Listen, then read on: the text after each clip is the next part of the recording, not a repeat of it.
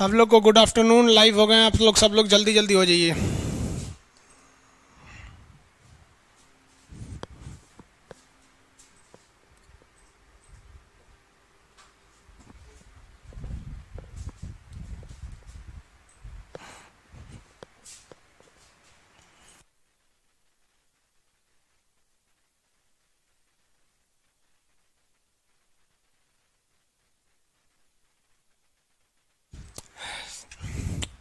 Good afternoon सब लोग को। देखिए, इससे पिछले क्लास में जो फ्राइडे के दिन बैच अलाउंस था उस दिन एक भी क्लास नहीं हो पाया था। कुछ प्रॉब्लम थे, टेक्निकल प्रॉब्लम, जिस वजह से क्लास नहीं हो पाया था। बारिश बहुत ज़्यादा हो रही थी, इस वजह से कुछ नहीं, कई सारे टेक्निकल फॉल्ट आ गए सब। अब वो हम लोग फर्स्ट क्लास आज से करेंगे हम लोग नक्शा का। तो आज से हम लोग स्टार्ट करते हैं। देखिए, इस क्लास को सबसे बेहतरीन ढंग से वही समझेगा जिसको कुछ नहीं आता है। आप दिमाग से उतार दीजिए कि आपको कुछ आता है। आप यहाँ समझने बैठे कि मैप के बारे में आपको पढ़ना है, मानचित्र क्या होता है। मैप पढ़ेंगे, फिर एटलस पढ़ेंगे, फिर ग्लोब पढ़ेंगे, पॉलिटिकल, थेमेटिकल, ये सारी चीज़ों को आपको समझ में आएगा A to Z। इस सारी की जिम्मेदारी आप हमको दे दीजिए, आपको टेंशन नहीं लेना है। देखिए, मैप क्या होता है, मानचित्र, हिंदी में उसे क्या कहते हैं, मानचित्र, मैप। मैप पूरे पृथ्वी या उसका किसी भूभाग को, जैसे मान लीजिए टोटल ये आप अर्थ ले लीजिए, या केवल आप इंडिया लीजिए, या केवल बिहार, झारखंड, यूपी, राजस्थान, मध्य प्रदेश, कुछ भी एक हिस्सा ले लीजिए। तो पूरी पृथ्वी या उसके किसी भूभाग को कागज पर या कपड़े पर हूबहू उतार देना, एक नक्शा बना देना, नक्शा तैयार कर देना होता है। उसी को हम क्या कहते हैं, नक्शा। तो 6वीं शताब्दी में एक व्यक्ति थे, मार्केली नाम था उनका। तो मार्केली ने एक ऐसा किताब बनाया जिस किताब में न केवल नक्शा था। तो लोग वो किताब को पलटते गए, देख रहे हैं कि उसमें तो कुछ है ही नहीं है, केवल नक्शा है। तो एक ऐसी किताब जिसमें दूसरा कुछ भी ना हो, केवल नक्शा हो, तो ग्रुप ऑफ मैप हो, केवल कलेक्शंस ऑफ मैप हो, उसे हम कहते हैं एटलस। तो ये हो गया आपका बुक एटलस। तो एटलस क्या होता है, एटलस देखिए, एटलस है क्या कि एक किताब होता है, उसमें केवल और केवल आपको नक्शे बनाए रहते हैं। ये किताब आपको खरीदनी पड़ेगी, हम बताएंगे कब लेना है, अभी आप धीरे धीरे समझते चलिए, जल्दबाजी नहीं करेंगे। जिसको समझ में नहीं आएगा, जो कुछ नहीं जानता है वो सबसे ज़्यादा समझ के जाएगा, क्योंकि नया मेमोरी में डाउनलोडिंग तेज़ी से होता है। अब पहले से वायरस भर के आए हैं लोग ना, तो फिर वही डाउनलोड तेज़ी से नहीं होगा। तो अगर कोई आपसे कहे एटलस क्या है, तो एक ऐसी किताब जिसमें खूब सारे नक्शा, उसे एटलस कहते हैं। तो फिर इसका नाम एटलस क्यों पड़ा? तो देखिए, जब मार्केली ने इसे 6वीं शताब्दी में बनाया था, तो इसके ऊपर जो कवर लगाया था, जैसे इसके ऊपर एक ग्लोब का कवर है, तो उसने जो कवर लगाया था उसने एटलस का कवर लगा दिया था। एटलस एक देवता है ग्रीक भाषा में, उसे क्या कहते हैं, एटलस। आप एटलस की साइकिल खरीदेंगे तो उसमें देखेंगे एक ग्रीक भाषा में एक ऐसी मान्यता है ग्रीक लोगों की कि जो पृथ्वी का बोझ उठा के है वो कौन उठाए हुए है, एटलस। तो वो क्या है कि एटलस पूरे पृथ्वी का इसे ग्लोब को अपने कंधे पे लेकर बैठा रहता है। तो ऐसे देवताओं को आप देखे होंगे एटलस साइकिल वगैरह पे। तो उसी एटलस का कवर इस फोटो पे लगा दिया था। तो लोगों ने इस किताब का नाम उस राक्षस के आधार पर रख दिया, नाम रख दिया एटलस। तो एटलस तो समझ में आ गया आप लोग को एटलस क्या होता है। अब एटलस के बाद आते हैं सब मैप। एटलस के अंदर कौन सी चीजें होती हैं, तो एटलस के अंदर होती है मैप। मैप कई टाइप के होते हैं सब। अब इसमें आते हैं हम लोग पॉलिटिकल, थेमेटिकल, कई टाइप के मैप होते हैं। यहाँ हम आपको 2 तरह के मैप दिखा रहे हैं। एक मैप है आपका पॉलिटिकल, एक मैप आपका फिजिकल। यहाँ अब इसमें फिजिकल और पॉलिटिकल में अंतर समझिए। ये वाला जो मैप देख रहे हैं, ये एक मैप है पॉलिटिकल मैप ऑफ इंडिया, राजनीतिक नक्शा कहते हैं। इसमें आपको देश और राज्य जो होते हैं ना, आपका जितने भी स्टेट हैं और आपकी कंट्री है, कोई भी कंट्री या स्टेट, इसकी बाउंड्री आपको एकदम अच्छे से समझ में आ जाएगी। जैसे जम्मू कश्मीर यहाँ है, कहाँ ख़त्म हुआ आपको समझ में आ जाएगा। गुजरात ये है वाला स्टेट है, ये कहाँ खत्म हुआ, कहाँ से शुरू हुआ, आपको इजीली आइडिया लग जाएगा। तो ऐसे नक्शा को हम पॉलिटिकल कहते हैं, जिसमें केवल राजनीतिक महत्व की चीज़ें दी गई रहे। यूपी कहाँ से शुरू है, मध्य प्रदेश कहाँ है, नेपाल, चाइना, अमेरिका। तो ये सारी चीज़ें जो केवल और केवल राजनीतिक महत्व की चीज़ें हैं, उसे देखने के लिए हम लोग कौन सा नक्शा का प्रयोग करते हैं, पॉलिटिकल मैप का प्रयोग करते हैं। समझ में आ गया कि नहीं आ गया? किसी को कोई दिक्कत नहीं है? अब आगे देखिए, फिजिकल मैप क्या होता है। Same to same political map का ही होता है फिजिकल मैप, लेकिन इसमें नेचुरल महत्व की चीज़ें दी गई रहती हैं, प्राकृतिक चीज़ें दी गई रहती हैं, उसे हम लोग कहते हैं फिजिकल मैप। फिजिकल मैप में आप ये नहीं समझ पाएंगे कौन सा स्टेट कहाँ से शुरू हुआ, कहाँ खत्म हो गया। जैसे यहाँ आपको अंदाजा लग रहा है कि ये वाला गुजरात है, आप इसी बेसिस पर यहाँ आप अंदाजा लगा सकते हैं कि गुजरात यहीं होगा, लेकिन आप ये कंफर्म नहीं बता पाएंगे कि गुजरात यहाँ कहाँ से शुरू और कहाँ से खत्म हो गया है। तो वैसा नक्शा जिसमें आपको पॉलिटिकल महत्व की चीज़ें दी गई रहती हैं उन्हें हम लोग कहते हैं पॉलिटिकल मैप, और जिसमें नेचुरल चीज़ें दी गई रहती हैं उसे हम लोग कहते हैं फिजिकल मैप। अब आप कहेंगे कि इसमें ज़रूरी कौन है, तो देखिए बकलोल जो लोग होते हैं उनके लिए पॉलिटिकल अच्छा है, और जो होशियार लोग हैं उनके लिए फिजिकल अच्छा है। फिजिकल में बहुत सारी जानकारियाँ दी रहती हैं, पॉलिटिकल में बहुत सारी जानकारी नहीं दी रहती है। समझिए कौन कौन सी जानकारी होगी। ये कौन सा मैप है, पॉलिटिकल है, ये वाला फिजिकल है। अब हम आपको अच्छे से समझा देते हैं। इसमें पॉलिटिकल मैप में कुछ खास नहीं होता है, मेन होता है आपका फिजिकल मैप। यहाँ फिजिकल मैप में अगर आप देखेंगे ध्यान से तो आपको कई कलर्स दिखाई देंगे। आप कहेंगे कि इससे पहले वाले में भी तो कई कलर थे, लेकिन वो कलर हमारी मर्जी पर है। पॉलिटिकल मैप में आपकी मर्जी चलती है, आप जिस रंग से उसे रंगना चाहें रंग सकते हैं, लेकिन फिजिकल मैप में आपकी मर्जी नहीं चलेगी। फिजिकल मैप में है कि भूरा रंग से आपको पहाड़ रंगना है, तो यहाँ देख रहे हैं आपको भूरा रंग से क्या रंगा हुआ है, पहाड़। जम्मू कश्मीर, हिमाचल प्रदेश, उत्तराखंड, इसमें पहाड़ रंगे हुए हैं सब। आपको अगर ये दिख रहा होगा तो ये पहाड़ है। यहाँ सिक्किम में भी ब्राउन कलर है, यहाँ पे भी ब्राउन कलर है। ये ब्राउन कलर से ही पहाड़ रंग सकते हैं। तो ये फिजिकल में एक खासियत ये है कि अगर आपको कहीं पे भी ब्राउन कलर दिखाई देता है तो आप समझ जाइए कि वहां पर क्या चीज़ है, पहाड़ है। तो दिखाई क्लियर नहीं दे रहा है इसमें, देखें एक से।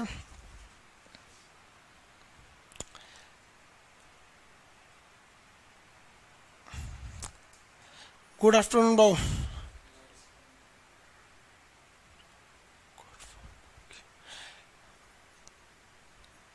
ओके बाबू, आप लोग को देखिए जब भी क्लास करना आप कर सकते हैं। इसके बाद भी अगर आपके पास मतलब इस टाइम नहीं कर सकते तो आगे भी कर सकते हैं, रिकॉर्डेड क्लास बचा हुआ रहेगा। आगे देखिए बाबू, कुछ सर क्वालिटी लो हाई करने का ऑप्शन नहीं दिया है। आपके नेटवर्क पे डिपेंड करेगा ये। आपके यहाँ नेटवर्क सही रहेगा तो कर देंगे, नहीं रहेगा तो नहीं कर पाएंगे। आप किस एरिया में ही डिपेंड करता है। आगे देखिए वो कुछ लोग को ब्राइटनेस का दिक्कत हो रहा है। देखिए मैप ही है उस टाइप का। आगे आपका दूसरा मैप लेंगे उसमें आपको अच्छा से समझा देंगे। अभी आप यहाँ समझिए, ये हल्का आपको ब्राउन दिख रहा है ना, तो ब्राउन का मतलब क्या होता है, आपका पहाड़ है वहां पर।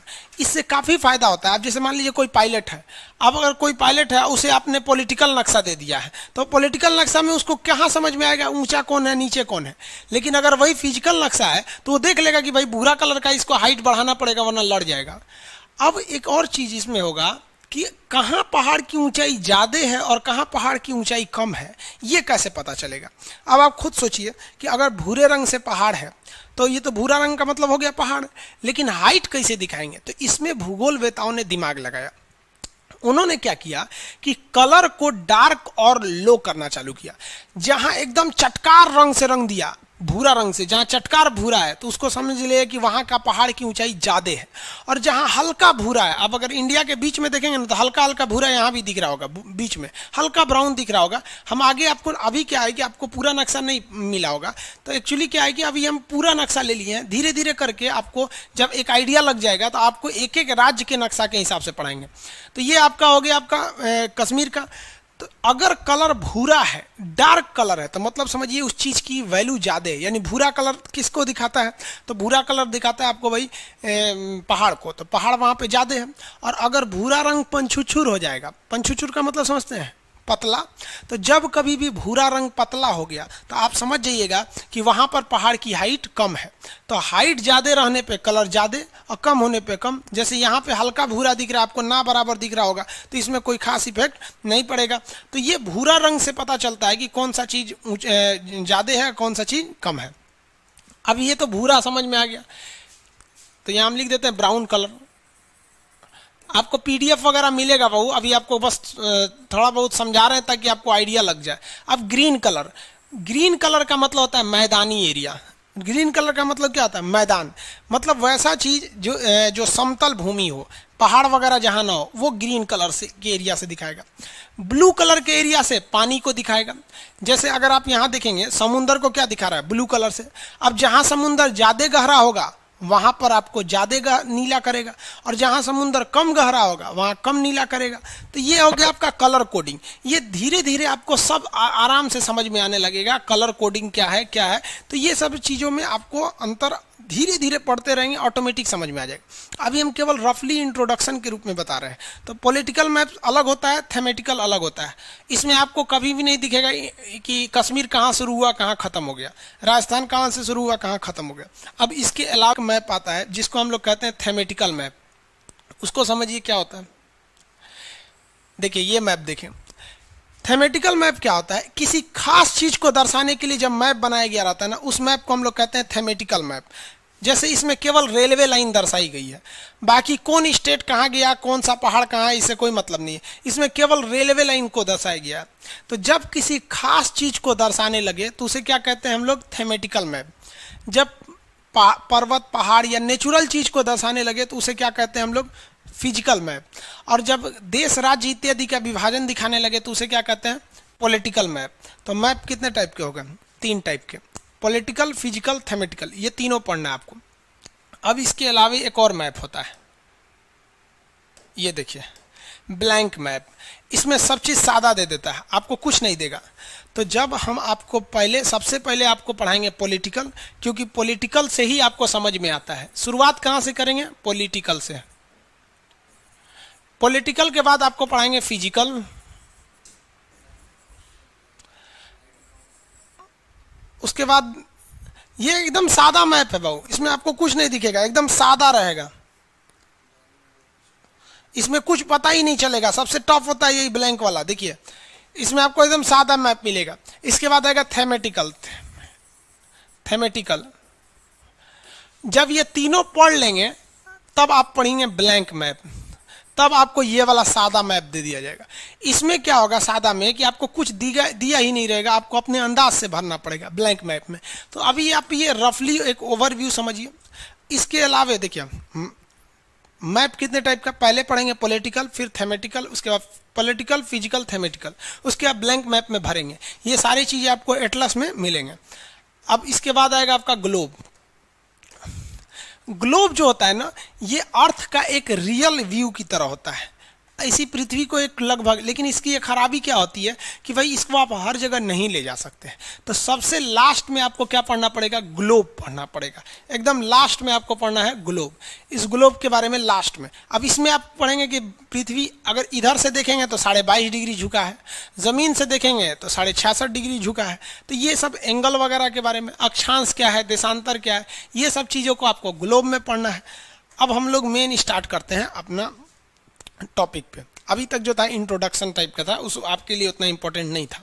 देखिए यहाँ ध्यान से, पृथ्वी लगभग जियोड की तरह है। जियोड मतलब पचका ढचका है, हम इसे अभी हल्का में गोल मान के चलते हैं अभी फिलहाल।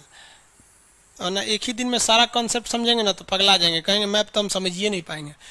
यहाँ देखिए पृथ्वी जो है ना, अर्थ लगभग हल्का सा इस टाइप का गोल सा है। अब इसके बीचों बीच से एक काल्पनिक रेखा खींची गई है। इस इमेजिनरी लाइन को हम इक्वेटर कहते हैं। इसे इक्वेटर क्यों कहते हैं भैया, तो इक्वेटर इसीलिए कहा जाता है क्योंकि ये पृथ्वी को एकदम इक्वल बांटता है। हम इक्वल नहीं बांट रहे थे, यहां से बना दे, इक्वल बांटने वाले को हम कहते हैं इक्वेटर। तो ये इक्वेटर हो गया। इसे हम लोग 0 डिग्री के हिसाब से दर्शाते हैं। इसे कितने डिग्री कहते हैं, 0 डिग्री कहते हैं इक्वेटर। इक्वेटर को हम शॉर्टकट में यहाँ ई लिख देते हैं तो आप समझ जाएंगे इक्वेटर हो गया। इसे हम लोग हिंदी में कहते हैं भूमध्य रेखा। लेकिन आप एक बात बताइए, आप इस क्लास में हिंदी पढ़ने आए हैं कि भूगोल पढ़ने आए हैं? आप भूगोल पढ़ने आए हैं तो यहाँ हिंदी भाषा नहीं चलेगी, भूगोल की भाषा पड़ेगी, जिसे कहते हैं विषुवत रेखा। विषुवत रेखा यहाँ से समझते चलिएगा आप। कंटिन्यू यहाँ पे आपको इंडिया वर्ल्ड सब के बारे में पढ़ना है। अभी आपको थोड़ा बहुत फर्स्ट क्लास है इसलिए आपको थोड़ा सा अनकंफर्टेबल लगता होगा, लेकिन यहाँ से आपको समझ में आने लगेगा। पृथ्वी के बीचों बीच से गुजरने वाली काल्पनिक रेखा, ऐसे भगवान ने कोई रेखा नहीं खींचा, ये हम लोग ने कल्पना करके खींच लिया है। इसके ऊपर वाला एरिया और नीचे वाला एरिया ये बराबर बांट देती है। इसे हम विषुवत रेखा या भूमध्य रेखा के नाम से जानते हैं। भूमध्य रेखा हिंदी में हो जाएगा, विषुवत रेखा आपका किस भाषा में होगा, भूगोल में विषुवत रेखा। अब हम लोगों ने कुछ सहूलियत के हिसाब से कुछ अन्य रेखाओं को डिसाइड किया है। ये तो पृथ्वी को बांट दिया। अब जो गोला था बाबू आप बताइए, पृथ्वी जो एक स्फेयर टाइप का था, गोला था, अब तो हमने उस गोला को आधा कर दिया। तो गोला को आधा करेंगे तो गोला हो जाएगा आधा, तो उसे कहेंगे गोलार्ध। क्या कहेंगे, गोलार्ध।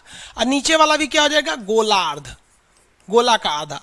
इंग्लिश में क्या कहेंगे, स्पेयर जो है, स्पेयर, स्पेयर को आधा करेंगे तो क्या हो जाएगा, हेमी स्पेयर। स्पेयर को आधा करने पे क्या हो जाता है, हेमी स्पेयर हो जाता है।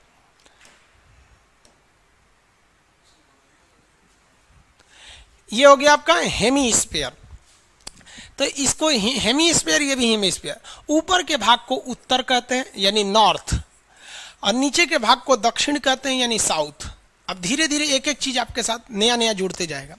पृथ्वी को बीचों बीच से डिवाइड करने वाली रेखा को इंग्लिश में कहते हैं इक्वेटर लाइन, उसको एंगल में कहेंगे तो 0 डिग्री, हिंदी में कहेंगे भूमध्य रेखा, भूगोल में कहेंगे तो विषुवत रेखा। इसके ऊपर का आधा गोला गोलार्ध, नीचे का आधा गोला गोलार्ध, ऊपर वाला उत्तरी गोलार्ध, नीचे वाला दक्षिणी गोलार्ध। हम किस गोलार्ध में रहते हैं भैया, तो हम लोग रहते हैं उत्तरी गोलार्ध में। इंडिया टोटली ऊपर में है, अगर देखेंगे ना इंडिया को, तो इंडिया टोटली किस बार में, उत्तरी गोलार्ध में। तो हम लोग किस हेमिस्फीयर में, नॉर्दर्न हेमिस्फीयर में। अच्छा कौन हेमिस्फीयर है, नॉर्दर्न की साउदर्न?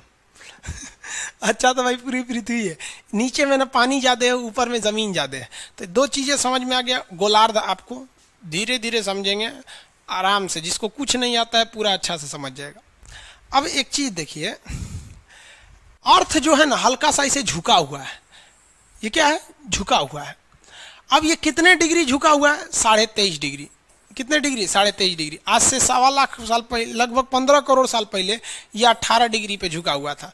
अभी भी ये 24 डिग्री झुक गया है, कुछ दिन बाद जब इसकी नापी होगी ना तो 24 डिग्री आ जाएगा। तो ये कितने डिग्री झुका हुआ है, तो 23 डिग्री, 23.5 डिग्री।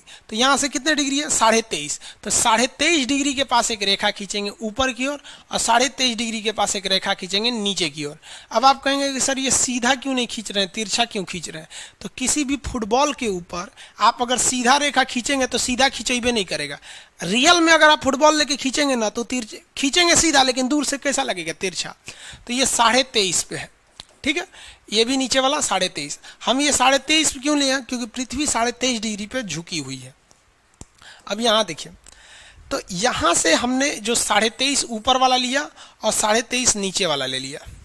ये कितना है भैया, 23.5 डिग्री, और ये भी कितना है, 23.5 डिग्री। अब आप बताइए, ये तो उत्तर दिशा में हो गया नॉर्थ, और ये तो साउथ हो गया दक्षिण दिशा में। अब दो चीजें यहाँ समझिए, ये डिग्री निकालते कैसे हैं, ये आप ग्लोब में पढ़ेंगे। फर्स्ट क्लास में आप ग्लोब नहीं पढ़ेंगे, पहले आप मैपिंग पढ़ेंगे। जब मैप कंप्लीट हो जाएगा तब आप ये एटलस देखेंगे। जब पूरी दुनिया का आइडिया लग जाएगा तब ग्लोब में समझेंगे। आपके मन में एक जिज्ञासा आ रही होगी, सर अक्षांश क्या है, लॉन्गिट्यूड लेटीट्यूड, लेकिन अभी आप उसको समझ नहीं पाएंगे। बैटरी ले तो डिस्चार्ज हो गया।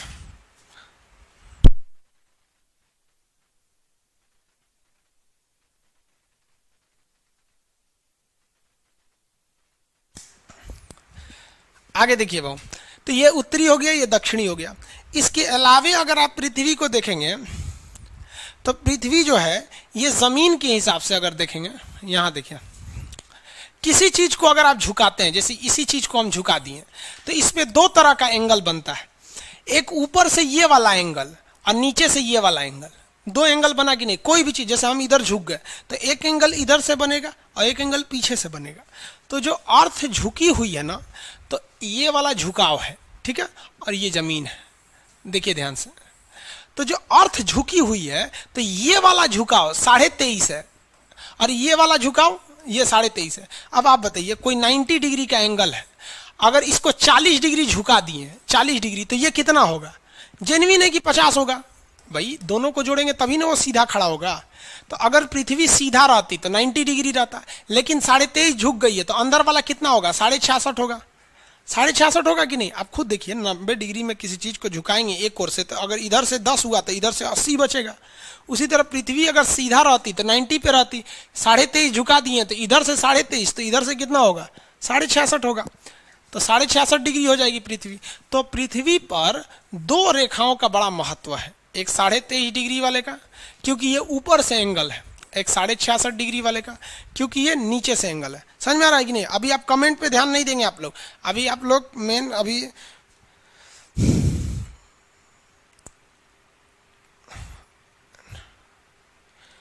वैलिडिटी कितना होगा कोर्स का? भाई कोर्स खत्म हो जाएगा, वैलिडिटी खत्म हो जाएगा। आगे देखिए, ये सब प्रियांशु कुमार कह रहे हैं कि सर ये सब तो हम 6 में पढ़े थे, तो फिर 6 में पढ़े थे तो अभी तक आपका नौकरी हो जाना चाहिए था।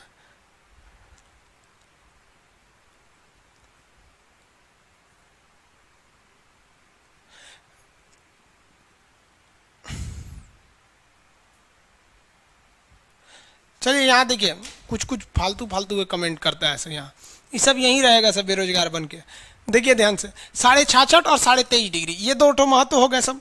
अब यहाँ देखिए, इसके ऊपर वाला जो रेखा खींचा जाता है ना, ये वाली रेखा और ये वाली रेखा, ये 66.5 डिग्री है, 66.5, और ये भी कितनी होगी 66.5। अंतर क्या होगा, ये होगा नॉर्थ और ये होगा साउथ। अब इन रेखाओं का अलग अलग नाम है। अगर 23.5 डिग्री ऊपर में है तो इसे ट्रॉपिक ऑफ कैंसर या कर्क रेखा कहते हैं, और वही 23.5 डिग्री नीचे है तो इसे ट्रॉपिक ऑफ कैप्रिकॉर्न या मकर रेखा कहते हैं। ट्रॉपिक ऑफ कैप्रिकॉर्न या मकर रेखा कहते हैं। ये दो रेखाएं हो गई सब यहाँ। अब आप अच्छे से समझिए। अब ऊपर वाला जो है वो उसे कहते हैं आर्कटिक, नाम है इसे आर्कटिक, और नीचे वाले को कहते हैं अंटार्कटिक, नीचे वाले को अंटार्कटिक।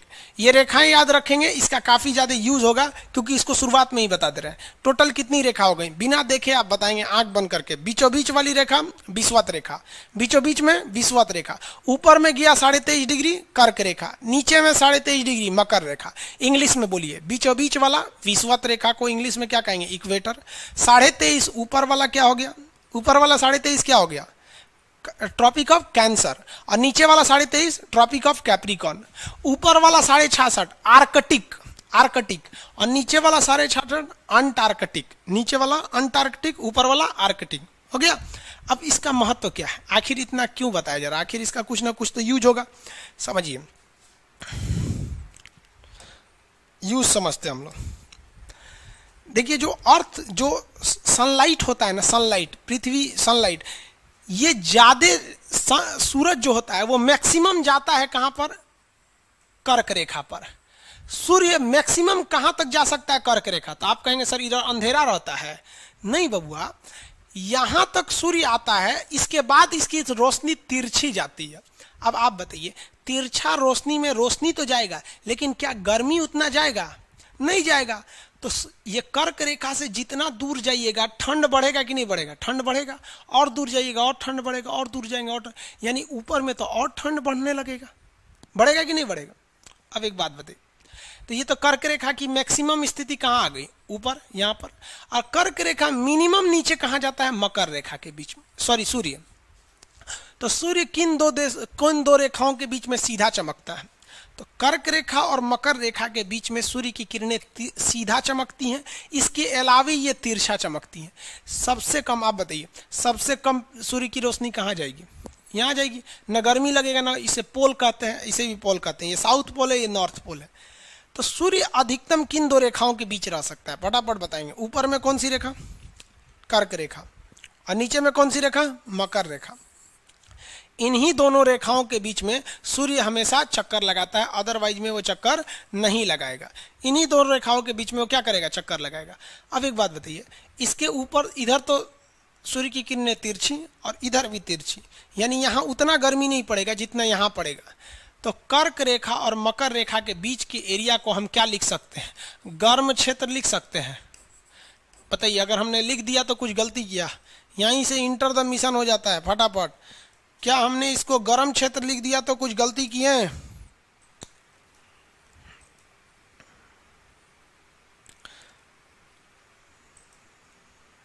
फटाफट बताएंगे।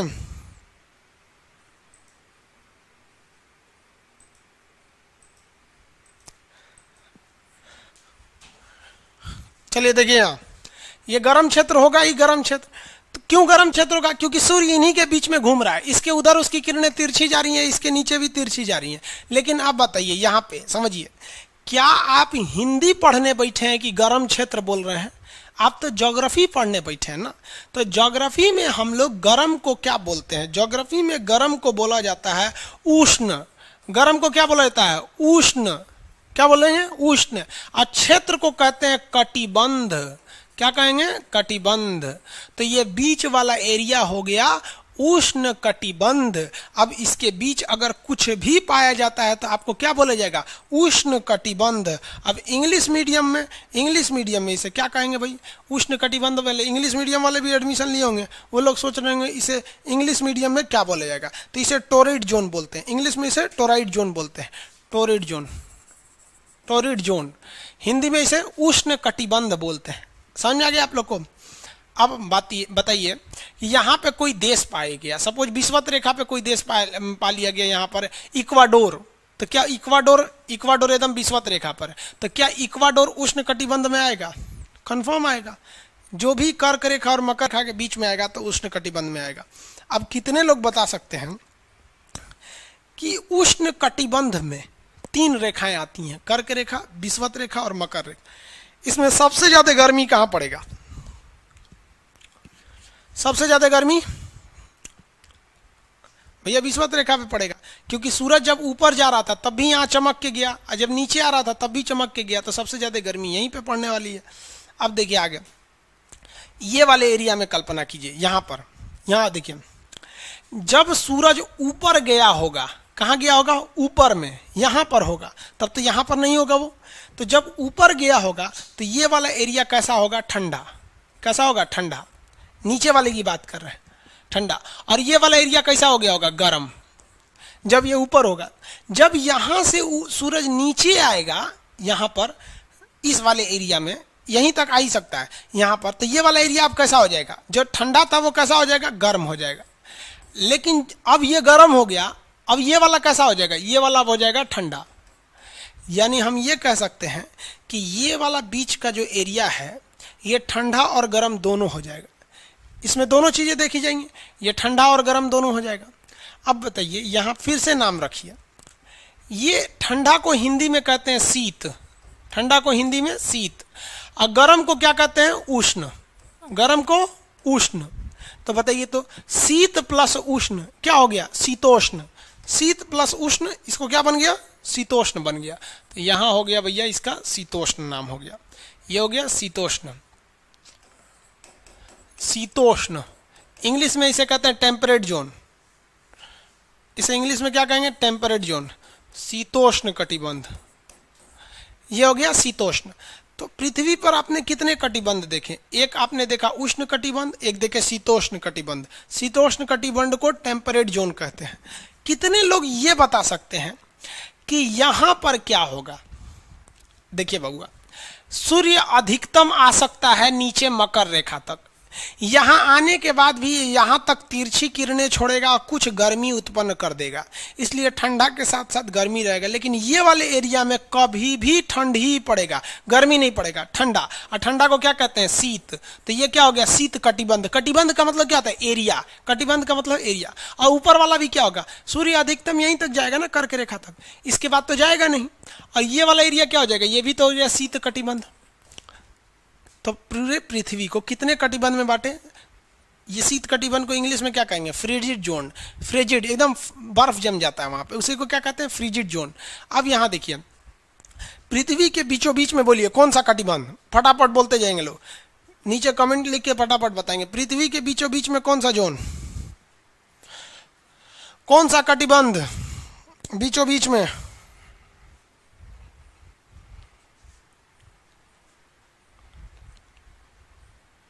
शीत कटिबंध।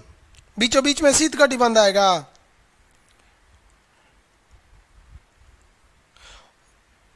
बीचों बीच में उष्ण कटिबंध आएगा। हाँ, उष्ण। बीचों बीच में उष्ण कटिबंध, इंग्लिश में क्या कहेंगे? Temperate zone. अब जरा आंसर सोच समझ के दीजिएगा लोग, सुनिए ध्यान से, सुनिए एकदम बढ़िया से, यहां ध्यान से। कर्क रेखा कहाँ है? ऊपर में।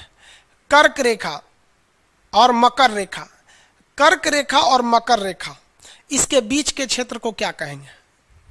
कर्क रेखा और मकर रेखा के बीच का क्षेत्र, कर्क रेखा और मकर रेखा के बीच का क्षेत्र उष्ण कटिबंध कहलाएगा। समझ में आ गया? अब जरा आंसर देखिए, कर्क रेखा से ऊपर में, कर्क रेखा से आर्कटिक रेखा, कर्क रेखा से आर्कटिक रेखा के बीच का क्षेत्र क्या कहलाएगा? शीतोष्ण कटिबंध। गर्मी ठंडी दोनों पड़ेगा, टेम्परेट जोन। और नीचे में बताइए, नीचे में शीतोष्ण का एरिया कहाँ से आएगा? नीचे में शीतोष्ण का एरिया फटाफट, अगर नहीं कमेंट लिख सकते तो वहीं अकेले में बैठ के क्लास कीजिए, वहीं पर आपको समझ में आएगा, अकेले में बोलिए, नीचे में दिमाग लगाइए फटाफट। नीचे का शीतोष्ण कहाँ से होगा? अब आंख बंद करेंगे, नीचे का शीतोष्ण कहाँ से होगा भैया? ये मकर से शुरू होगा, ऊपर जाएंगे तो उष्ण हो जाएगा, ना ना ऊपर नहीं जाना है, नीचे आएंगे तो क्या हो जाएगा? शीत और ठंडा दोनों पड़ेगा।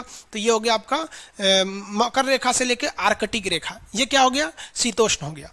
और आर्कटिक से दक्षिणी ध्रुव ठंडा, और अंटार्कटिक से उत्तरी ध्रुव ठंडा। तो कितने टाइप के कटिबंध देखें, कितने टाइप के कटिबंध देखे? 3 टाइप के देखे रे बबुआ। यो तो शीतोष्ण है, यो तो टाइप है, गिन रहा है से 1 2 3 4 5। अरे भैया 5 कहाँ है? 3 टाइप है ना, समझ में गया? अब मान लीजिए 2 लड़का 1 लड़की खड़ी रहेंगे, पूछेंगे कितने टाइप के मानो है, तो 2 गो ना हो जाएगा, लड़का लड़की का आप संख्या थोड़ी गिन रहे हैं। ये समझ में आ गया आप लोग को? क्वेश्चन बताइए फटाफट, सबसे ज्यादा ठंडा किस कटिबंध में पड़ेगा? सबसे ज्यादा ठंडा किस कटिबंध में? शीत कटिबंध में पड़ेगा। सबसे कम ठंडा कहां पड़ेगा? उष्ण कटिबंध में पड़ेगा। सबसे कम ठंडा कहां पड़ेगा? उष्ण कटिबंध में पड़ता है बाबू सबसे कम ठंडा। ठंडा गर्मी दोनों पड़ेगा, शीतोष्ण कटिबंध में ठंडा गर्मी दोनों पड़ेगा। एक आगे अब एक ये देखिए, यहां पे इस ग्लोब में देखिए,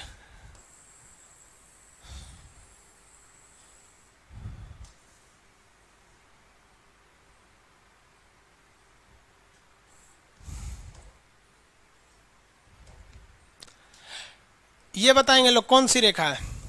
जल्दी फटाफट आंसर दीजिए, कौन सी रेखा है ये? आंसर देते रहिए आप लोग फटाफट। चलिए गुड, विषुवत रेखा है ये। कौन सी रेखा? विषुवत रेखा, इक्वेटर। चलिए अब हम आपको केवल एक एरिया घेर के बताते हैं, आप बताइए कौन सा कटिबंध होगा। बोलिए ये कौन सा कटिबंध होगा? फटाफट बोलिएगा, कौन सा कटिबंध है ये? ये है भैया टोरिड जोन या उष्ण कटिबंध, समझ में आ गया? ये वाला। अब दूसरा हम घेरते हैं, आप बताइए क्या ये कौन सा कटिबंध होना चाहिए यहां पर? ये तो बता दिया आप लोगों ने।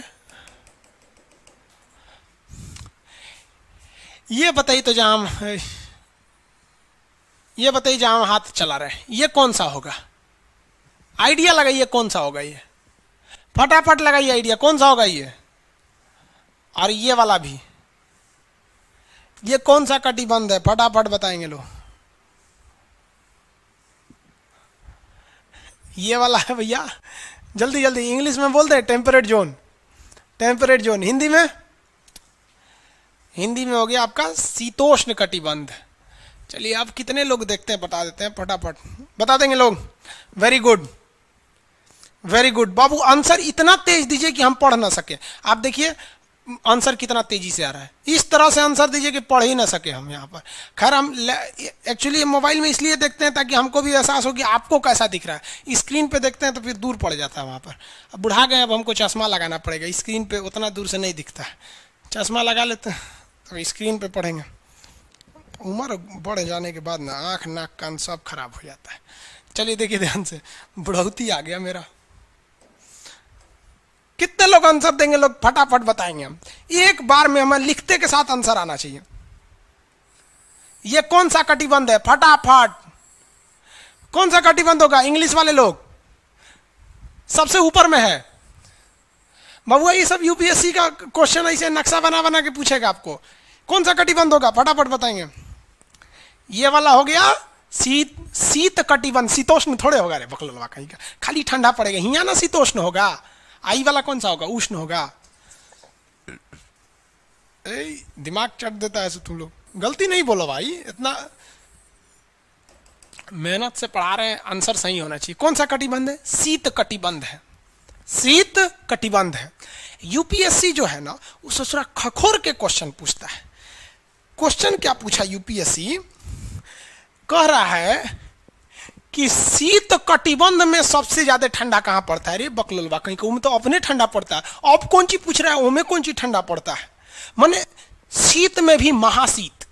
यह है यूपीएससी आईएएस का एग्जाम। लड़का सब खाली सपना देख लेता है आईएएस बनेंगे, अभी मेहनत ना करना है उसके लिए। देखो बबुआ क्वेश्चन यूपीएससी का क्या था।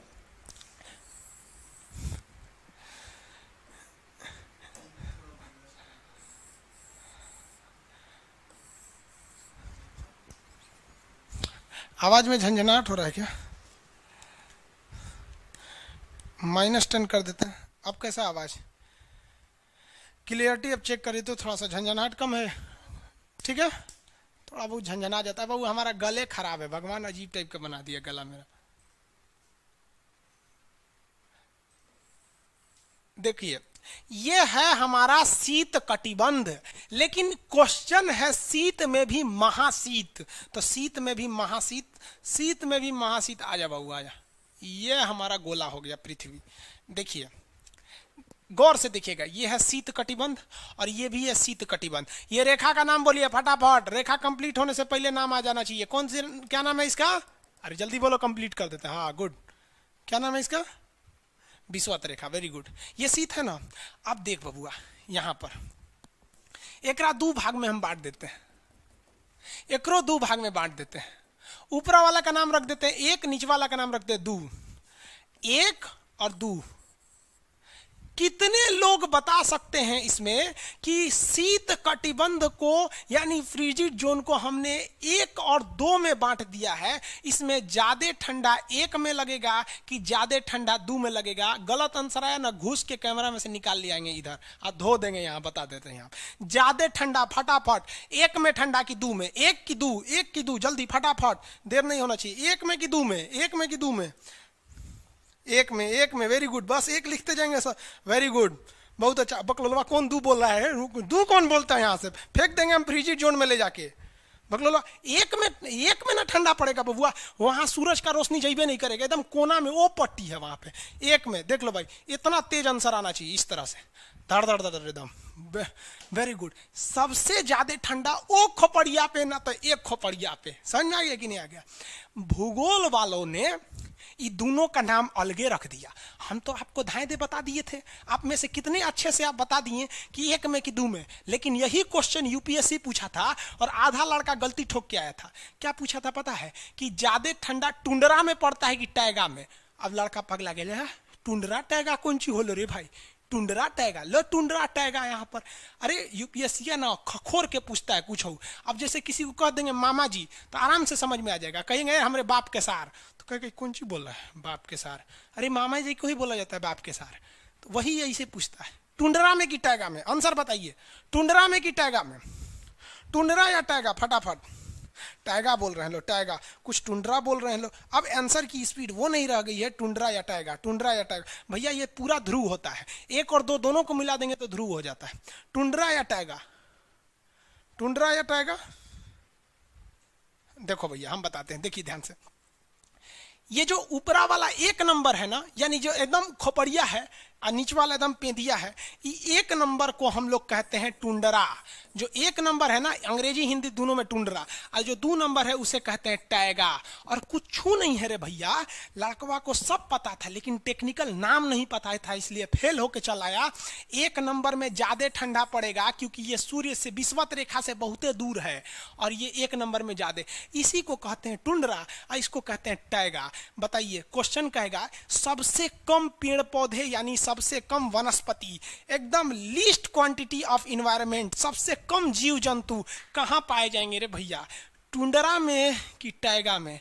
ये ठंडा में कौन जाएगा मरने ससुरा? हम जैसन बूढ़ सड़ आदमी को तो फालिज मार देगा वहां जाके। तो सबसे कम जीव जंतु कहाँ बाबू रे, कहाँ? तो सबसे कम जीव जंतु 1 नंबर पे। 1 नंबर को क्या कहते हैं? टुंड्रा।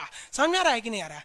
अभी बताइए, जैसे जैसे हम टुंड्रा से बढ़ेंगे विषुवत रेखा की ओर, जैसे जैसे बढ़ेंगे क्या टेम्परेचर बढ़ेगा? टेम्परेचर बढ़ेगा कि नहीं बढ़ेगा बबुआ? बढ़ेगा। जीव जंतुओं की संख्या भी बढ़ेगी, ठंडा में मर जाएगा सब ससुरा। कभी सुने गर्मी से 200 लोगों की मौत हो गई? गर्मी से किसी की मौत नहीं होती, आदमी तनी पगला उगला जाता है, लेकिन हमेशा ठंडी में सुनते होंगे कि 200 आदमी ठंडा से मर गया। अब बहुते आदमी, अब हम जैसे बूढ़ सूढ़ आदमी को बच के रहना पड़ता है। आप लोग जवान हैं लोग, आप लोग का कोई दिक्कत नहीं है। समझ आ गया कि नहीं आ गया? तो जीव जंतु इधर ही रहेंगे। आप कहेंगे कि जीव जंतु, अरे ठंडा में बहुते मर जाता है। समझ आ गया कि नहीं? जैन धर्म के लोग ज्यादा क्यों नहीं विकास कर पाए? लोग उघारे रहते तो आधा लोग को मार दिया ठंडा वहां पे। तो समझिए ध्यान से, तो ये ऊपर जाएंगे तो जीव जंतुओं की संख्या बढ़ेगी।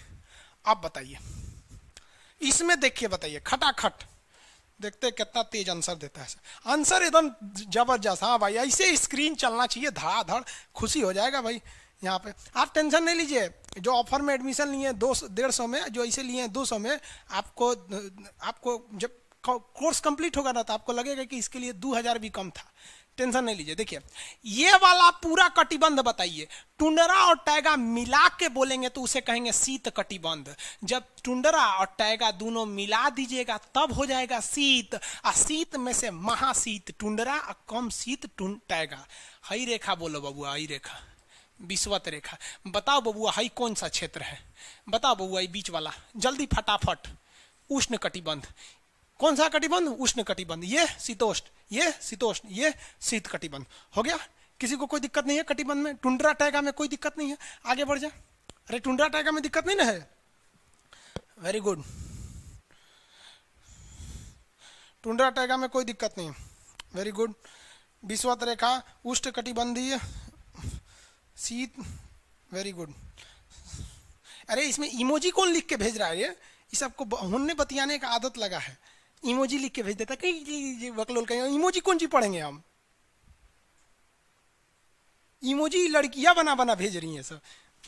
टुंड्रा बोल रहे हैं तो अपन फोटो भेज रही है सब। ये तो इमोजी लिख के मत भेजिए आप लोग। अरे जो लिखना है लिखिए ना, इमोजी भेजता है सब।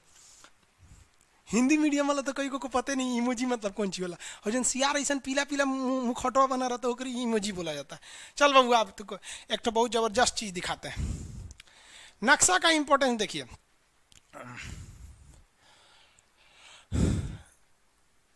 बाबू लोग ये देखो, ये हो गया ग्लोब पूरा पृथ्वी। अब इसमें एक चकाचौंध से बचिए, देखिए ध्यान से। आप लोग को ये हल्का दिख रहा है? हाँ देखिए ध्यान से, हल्का सा दिख रहा है। इसमें देश नहीं देखना है बाबू। ब्राइटनेस घटा दे क्या?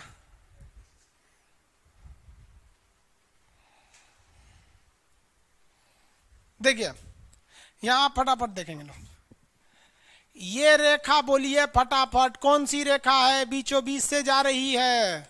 ये रेखा है विषुवत रेखा। कौन सी रेखा? विषुवत रेखा। हमारा प्यारा भारत ये रहा, हमारा सारे जहां से अच्छा। ये हमारा हिंदुस्तान उत्तरी गोलार्ध में है, northern hemisphere of the earth. ये हमारा कौन सी रेखा? विषुवत रेखा। अरे ये क्या हो गया? या टेक्निकल आदमी नहीं है हम, या नौटंकी कर रहा है।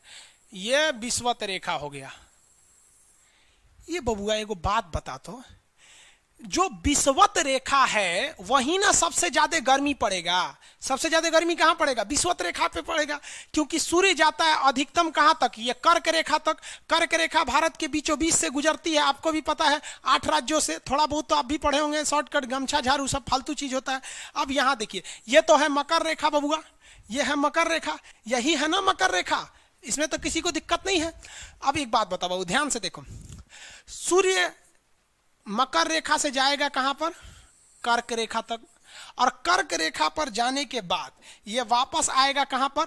मकर रेखा पर। यानी कैंसर और ट्रॉपिकल इसी के बीच में घूमेगा ना, इसी के बीच में घूमेगा। अब जरा देखिए, जाते वक्त भी एक बार विषुवत रेखा पे चमक के गया सीधे, और आते वक्त भी एक बार विषुवत रेखा पे चमक गया, यानी 2 बार तो खड़े चमका। और जब सूर्य यहां पर होगा तो इधरों देख रहा होगा, इधरों देख रहा होगा, उस वक्त भी विषुवत रेखा को देख लिया। अब जब सूर्य नीचे होगा तो इधर भी देख रहा होगा, गर्मी दे रहा होगा, और इधर भी देख रहा होगा। यानी ससुरा अगर आप विषुवत रेखा पे रह गए ना, जान ले लेगा सूर्य आपका, इतना ना गर्मी करेगा। इसलिए विषुवत रेखा पे जितने देश है ना, वहां के लोग एकदम मंगरैला की तरह काला होते हैं सब। इतना भयानक काला होता है सब कि उनको देखकर हिंदुस्तान का अगुआ भाग जाएगा। दुल्हन की तो बातें छोड़िए, लेकिन जितना सुंदर लड़की होती है सब ना, बहुत सुंदर लड़की, वो देखिएगा जब टेढ़ा लड़का पसंद करती हैं सब। सुंदर लड़की को बुद्धि पता नहीं कहाँ होता है। एक्चुअली भगवान जो है ना, सुंदरता बनाए। देखिए अगर किसी चीज में समय देंगे तो दूसरे चीज से समय काटना पड़ेगा। तो भगवान जिसको सुंदर बनाया ना, खूब सुंदर, तो उसको कुछ ना कुछ कहीं ना कहीं से समय काट लिया। तो जो बुद्धि बना रहा था तो बुद्धि काट लिया। तो जितना देखिए, जितना सुंदर लड़की की रहेंगी सर, अजबे सबसे फसल रहती हैं सर, एकदम खौराइल रहेगा, खूब सुंदर लड़की लेके घूमेगा। आप देखिए ना, एकरे देख लीजिए, ऐश्वर्या राय को, सुचरा कोना से बिया की अभिषेक बच्चन, ओकरा से तो अच्छा अमिताभ था। सानिया मिर्जा को देख लीजिए पगली, ओकरा पाकिस्तान मिलल था। बताइए हम लोग उस टाइम खालिए थे लोग। हाँ अजब हाल है भाई, अजब। प्रियंका चोपड़ा को देखिए, वो ऐसा ना जेसीबी ऐसा आदमी से शादी कैले, बुझाता हो कि आदमी बुलडोजर है, तो वही हो गया। तो यहाँ पे जितना मिलेगा सब ना, सब का सब मिलेगा, सब काला काला। और हिंदुस्तान में जो बनेगी आलिया उसी को मिलेगा कालिया यहाँ पर। तो सबसे ज्यादा गर्मी बताओ बबुआ कहाँ पड़ेगा? विषुवत रेखा, इक्वेटर, जितना इक्वेटर का एरिया है सबसे भयानक गर्मी झेलता है। सबसे भयानक गर्मी कौन झेलेगा बबुआ? इक्वेटर वाला। अब एक बात बता बाबू ध्यान से, अगर हम इक्वेटर से दूर जाएंगे तो गर्मी पड़ेगा कि ठंडा? ठंडा पड़ेगा।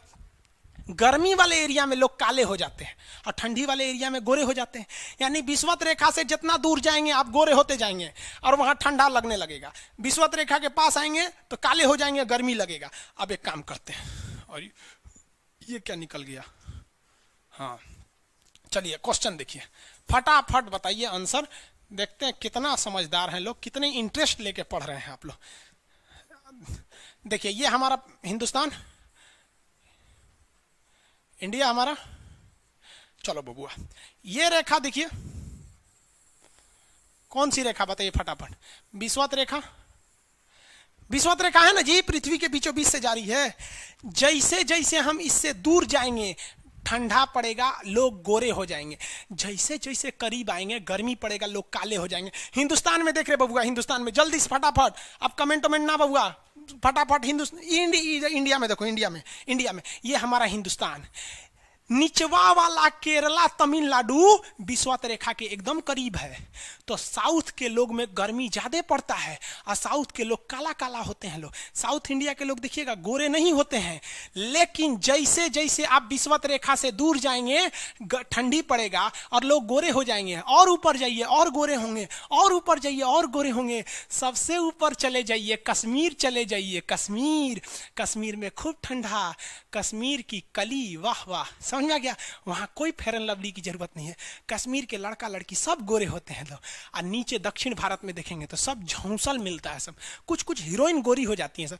अब बाल्टी में सोच रहे फेयर एंड लवली घोर के में नहा लेगी तो गोर ना हो जाएगी, उस समय भूगोल का नियम काम नहीं करता है यहाँ पर। समझ में आ रहा है कि नहीं आ रहा है? तो साउथ के लोग काले क्यों होते हैं? अब भैया साउथ वाले लोग बुरा नहीं मानिएगा, और काला होना बुरा क्या? हम खुद काला है, हम क्या दूसरे को बोलेंगे? हम सफेद कुर्ता पहन लेते हैं ना तो लगता है जैसे बतासा में चिमटा घुसा हुआ है। तो साउथ वाले सब काले ही होते हैं। काले से क्या दिक्कत है? हाँ आपको फिर पता है ना, जितना काला रहता है उसको कैसा मिलती है सब। हाँ चलो ध्यान से देखो इधर। यहाँ समझिए, अब समझ में आया कश्मीर के लोग गोरे काहे होते हैं? अच्छा कश्मीर से तो ज्यादा गोर चाइना वाला होगा सर, ओसे गोर तो रूस वाला होगा सर। ऐसे रूस वाला को देखेंगे ना, व्लादिमीर पुतिन को देखिएगा तो लगेगा जैसे छीलल मुर्गी है। अंग्रेज सबको ऐसे कर देता है सो तो खून दिखने लगता है यहाँ पे लाल लाल। समझा कि नहीं? क्या भूगोल कितना इजी है ना? इजी नहीं है, बकलोल कहेंगे इजी नहीं लग रहा है इसको, सुतल है। आगे बढ़े तो जितने लोग विषुवत रेखा के करीब वाले हैं वो होंगे काले, बीवी में रहेगी गोरी। और जो ये कोई भूगोल का नियम नहीं है रे भाई, देखिए ध्यान से समझिए। अब ये तो कश्मीर वाला का मैटर समझ में आ गया आप लोग को। आगे बढ़े, अब यूपीएससी क्वेश्चन पूछा था कि विषुवत रेखा के पास का पेड़ का पत्ती चौड़ा होगा कि पतला? लड़का पगला गया, कहा गिरे ससुरा तो नहीं, ये कौन बात हुआ कि वहां का चौड़ा पत्ती होगा कि नहीं? अरे भाई आखिर पूछा तो आंसर होगा कि नहीं होगा? चौड़ा पत्ती होगा कि पतला पत्ती, मतलब चौड़ा होगा कि पतला, कैसा होगा आप बताएंगे? बहुत इजी है सर भाई, कोई चीज टफ नहीं है।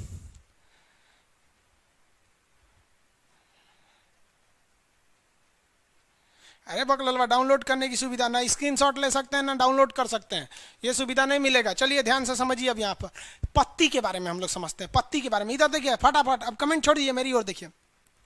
एक बात बता बउआ, विषुवत रेखा के पास गर्मी पड़ेगा कि नहीं, सीधी सी बात है, एक शब्द में बोलेंगे तो गर्मी पड़ेगा कि, अरे भयानक गर्मी पड़ेगा रे। जब जाएगा तबो गर्म आएगा, आएगा तबो गर्म आएगा, और नीचे रहेगा तबो झांकेगा विषुवत रेखा, और ऊपर रहेगा तबो झांकेगा विषुवत रेखा। सबसे ज्यादा गर्मी कहाँ पड़ेगी, विषुवत रेखा, सबसे ज्यादा गर्मी विषुवत रेखा। समझ में आ गया? तो एक चीज तो कंफर्म हो गया ये विषुवत रेखा के बाद कि भैया इसकी जो गर्मी है भयानक। और जैसे जैसे गर्मी पड़ेगा, ये जो समुंदर देख रहे हैं, समुंदर का पानी भाप बनकर ऊपर उठेगा।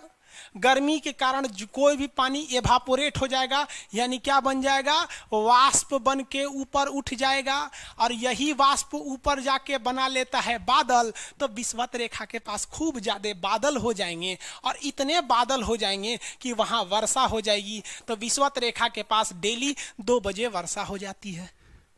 कैसे हो जाती है? विषुवत रेखा के पास भयानक गर्मी, गर्मी के कारण वाष्प एवापोरेशन होता है, और ये एवापोरेशन होने के बाद बादल बन जाते हैं, और ये बादल बरसों रे मेघा मेघा बरस जाते हैं। तो आप कहेंगे कि सर ये 2 बजे काहे बोले, 4 बजे काहे नहीं बोले? तो रे बबुआ एक बात सुनो, धूप में जो गर्मी आती है वो 8 बजे के बाद आती है। सुबह 8 बजता है ना, मॉर्निंग का 8, उसके बाद धूप की गर्मी रहती है। 8 बजे के पहले धूप में उतना गर्मी नहीं रहता, इसलिए वाष्पीकरण नहीं हो पाता। 8 बजे से धर धर वाष्प बनता है, ऊपर जाता है, और 12 बजे के बाद धूप से गर्मी वो खत्म होने लगती है 2 बजे तक। तो 2 बजे तक इतना ना बादल बन जाता है कि अब वो रोक नहीं पाता है। कहता है बकलोल कहेगा कल खुदे इतना बादल बना था, आज फिर बना दिया, कहाँ रखेंगे, बरसा दो, फिर अगले दिन बरसा दो। तो डेली 2 बजे से 4 बजे के बीच कहाँ बारिश होती है? तो कोई सुनिए ध्यान से, क्वेश्चन पूछा था आपका छत्तीसगढ़ वाले में, तो छत्तीसगढ़ के पीसीएस के एग्जाम में क्वेश्चन पूछा था 2 से 4 में डेली वर्षा कहाँ होती है? तो लड़का मार दिया था मासीराम, मेघालय के चेरापूंजी मासीराम वहां भाई साहब 365 दिन वर्षा होती है। 2 बजे से 4 बजे के बीच में जो वर्षा होती है वो विषुवत रेखा पे होती है। क्यों होती है समझ में आ गया? समझ में आ रहा है कि नहीं आ रहा है? इंग्लिश में अरे बकलोल पीडीएफ चिल्लाता है यहाँ पे, इधर देखो, यहाँ इंग्लिश में भी बोलिए। अरे भाई वर्षा को रेन बोलते हैं, रेन 2 PM से। अरे गर्मी को हीट बोलते हैं, वाष्प को एवापोरेट बोलते हैं, बादल को क्लाउड बोलते हैं। ये कौन चीज है, लंदन से आए हो भाई? हाँ, इतना तो समझ ही रहे हैं आप लोग। तो ये हो गया गर्मी से। अब फिर कहेंगे कि इसको पत्ती से क्या लेना देना है। एक बात बताइए भैया, जहां बारिश ज्यादा होगी वहां पेड़ पौधे निकलेंगे कि नहीं निकलेंगे? तो जो विषुवत रेखा है वहां पेड़ पौधे बहुत ही ज्यादा निकलते हैं। तो क्वेश्चन कहेगा विषुवत रेखा के पेड़ पौधे घने होते हैं कि हल्के होते हैं, सब डेंसर होते हैं कि रेयरर होते हैं? बहुत डेंसर होते हैं, बहुत घने होते हैं, क्योंकि पानी की कमी नहीं, धूप की कमी नहीं। भैया धूप और पानी तो पेड़ पौधों को चाहिए, दूसरा क्या चाहिए? धूप नहीं मिलेगा तो भी सूखेगा, पानी नहीं मिलेगा तो भी सूखेगा। विषुवत रेखा पे ना धूप की कमी ना पानी की कमी, हुमच के पेड़ निकलते हैं सब। तो बहुत ही घने जंगल कहाँ पाए जाते हैं? विषुवत रेखा के पास। ये ब्राजील दिख रहा है, हाँ, ब्राजील के जो जंगल हैं वो कैसे जंगल हैं? विषुवत रेखीय जंगल हैं। अब एक बात यहाँ समस्या चालू हो जाता है। कौन सी समस्या? तो भैया ये जो पेड़ है पानी तो सबको मिलेगा, क्योंकि सबका जड़ जमीन पे है, अब पानी बरसने के बाद जमीने पे आएगा। लेकिन समस्या हो जाएगी धूप की। समस्या किसकी होगी? धूप की। धूप की कैसी समस्या हो जाएगी भैया? धूप की तो धूप की समस्या ऐसे होगी कि जो पेड़ ज्यादा ऊंचा होगा उसको धूप ज्यादा, और जो नीचे ठेमरा गया उसको धूपे नहीं मिलेगा। इसका मतलब विषुवत रेखा के पेड़ों के बीच पानी को लेकर कोई कंपटीशन नहीं होगा। मेन जो कंपटीशन होगा वो धूप को लेकर होगा। जो पेड़ ऊंचा उसको धूप ज्यादा, जो पेड़ नीचे उसको धूप कम। इसका मतलब जो धूप होते हैं उसके चक्कर में ये पेड़ पौधे में कंपटीशन होता है। इसलिए जो पेड़ होते हैं वो लोग क्या करते हैं? उठने लगते हैं, पेड़ पौधे लंबे होने लगते हैं। किस लिए लंबे होते हैं? क्योंकि इनको क्या चाहिए? धूप चाहिए। तो बताइए विषुवत रेखा के पेड़ पौधे लंबे होते हैं कि नाटे होते हैं? लंबे होते हैं। क्यों लंबे होते हैं? अरे भैया क्यों लंबा होता है? धूप लेने के लिए ऊपर जाएगा तो लंबा हो जाएगा, और साथ साथ कैसा होता है? पतला होता है। कोई भी चीज को लंबा कीजिएगा तो क्या हो जाता है? पतला हो जाता है। अब बताइए लंबा पेड़ है, बहुत लंबा पेड़ है और पतला है, तो उसको क्या रहना पड़ेगा? बहुत ही शक्तिशाली रहना पड़ेगा, मजबूत रहना पड़ेगा, नहीं तो गिर जाएगा। तो विषुवत रेखा के पेड़ धूप पाने के लिए लंबे हो जाते हैं, और वो पतले होते हैं और बहुत मजबूत होते हैं, वरना वो गिर जाएंगे। और इनको पानी की कोई दिक्कत नहीं होता है, इसलिए इनकी जो पत्ती होती है बहुत चौड़ी होती है, क्योंकि पत्तियां क्या करता है, पनिया को भास बना के उड़ा देता है। इसलिए जहां पानी की कोई कमी नहीं उस चीज का पत्ती चौड़ा होगा। कमल का फूल बहुत चौड़ा पत्ती, पानी की कोई कमी नहीं। और जहां पानी की कमी होगी वहां पत्ती छोटा होगा, छोटा होगा, छोटा होगा। रेगिस्तान की पत्तियां कांटा बन जाती है, तो लोग कहते हैं कांटा हो गया। अरे बकलो, कांटा नहीं था, वो पत्ती था। मजबूरी में लोग उसे कांटा बना दिए। लोग मजबूरी इंसान को कुछ बना देता है। समझ में आ गया कि नहीं आ गया? तो विषुवत रेखा के पास पानी की कोई कमी है नहीं, तो पत्ती कैसी, चौड़ी। पत्ती कैसे, चौड़ी। रेगिस्तान में पानी की कमी होती है, पत्ती कैसा, कांटा। पत्ती कांटा हो जाती है। पेड़ कैसा, लंबा की नाटा, लंबा। मोटा की पतला, पतला। लचीला की मजबूत, मजबूत होते हैं सब। समझ में आ गया कि नहीं आ गया? किसी को कोई दिक्कत नहीं? आगे बढ़े, टाइमिंग खत्म हो रहा है। 3 देखिए, आज इतना समझ में आ गया आप लोग को ये विषुवत रेखा के बारे में? इसमें तो कोई दिक्कत नहीं है गर्मी वगैरह का। ये फर्स्ट क्लास था, इसलिए थोड़ा सा आप लोग को भी टाइम मैनेजमेंट समझ में नहीं आया। अब नेक्स्ट क्लास कल से होगा सेम टाइम पे। इससे पहले एक भी क्लास नहीं हो पाया था टेक्निकल प्रॉब्लम की वजह से। ये आज नक्शा का फर्स्ट क्लास था। पीडीएफ वगैरह कब लेना है, क्या लेना है, ये कल समझाएंगे आपको। कैसे क्या लिखना है आप टेंशन छोड़ दीजिए। हम गारंटी कहते हैं आप भूल नहीं सकते हैं किसी चीज़ को यहाँ पर। बाकी आप हम आपको कहते हैं ना, आप भूल के आइए किसी चीज़ को। कोई पूछेगा तो विषुवत रेखा की पत्ती चौड़ा होता है कि छोटा, तो क्या कह देंगे, छोटा होता है, नहीं ना? तो आई होप आप समझ रहे होंगे इस चीज़ को। अब क्लास की टाइमिंग कम बची हुई है, अभी तो टाइमिंग है ही।